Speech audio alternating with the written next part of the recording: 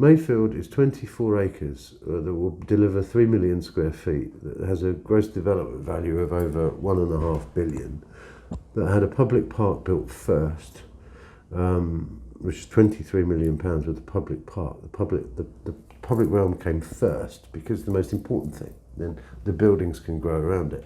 That's absolutely driven by the authenticity and the history of that place.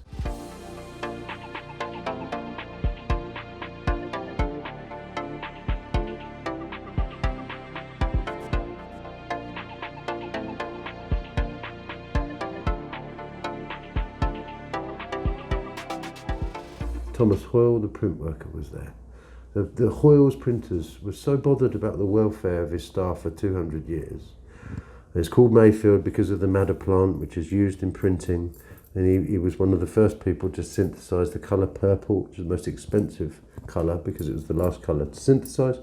He was the man, and he was so impressive that the Sultan of Zanzibar travelled 11,600 kilometres just to get a cloak from a industrial site in Manchester. Imagine that in 1860. Somebody travelled that far just to get a purple thing. And when slavery was abolished, he printed a cloth to celebrate the abolition of slavery and gave his staff a week off. He was an industrialist in Manchester who was so forward thinking. They built swimming baths and a public baths on site for the welfare of their people. George Porton built it, and one of the new buildings that will be built on Mayfield, a huge office building, will be called the Porton Building. Porton was famous for swimming up and down and showing the poorer people how it was good for the soul, and he actually swam a length smoking a pipe underwater for some particular reason. So I don't know, I can't remember that detail of the story, but what I can tell you is that their approach to life and innovation and energy was infectious, and to take those nutrients from the soil to infect T.P. Bennett or Studio Gret West or Bura Happold or our team with the energy that you're getting from me, to show the local people a pride which used to exist 200 years ago, but what we inherited was a place where you buy non-prescription drugs or the services of a street worker or a back end of a warehouse estate. That's the current level of dereliction. But to scrape beneath that, to see the power of place, to give a sense of pride and confidence, to not just apply a name from the past on a building. So these stories can be told with the occupiers of that place. They can be used for inspiration for whoever takes that office building.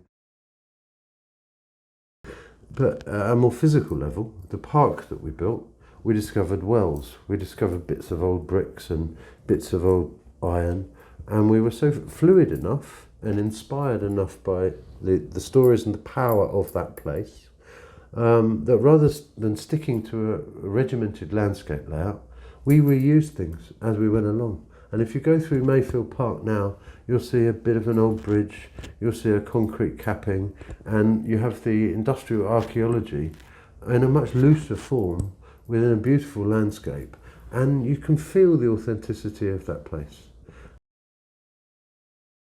So it's sort of ground up, and in fact it's deeper than ground up. It's history and ground up, rather than cookie cutter master plan down, and I could be anywhere.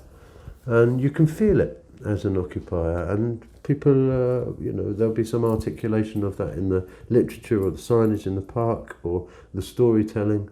It's not important per se. It doesn't have to be, just a re-representation of the past, but I think it's a respect for it. It's a responsibility of it. Property by definition is local. It exists there, and it only exists there. So look at the storytelling, the people, look at the power of that place, and you're going to make a much better place. Because the combination of all of your intellectual capital is going to be inspired by it. The eventual occupiers will be inspired by it. It will create a better place.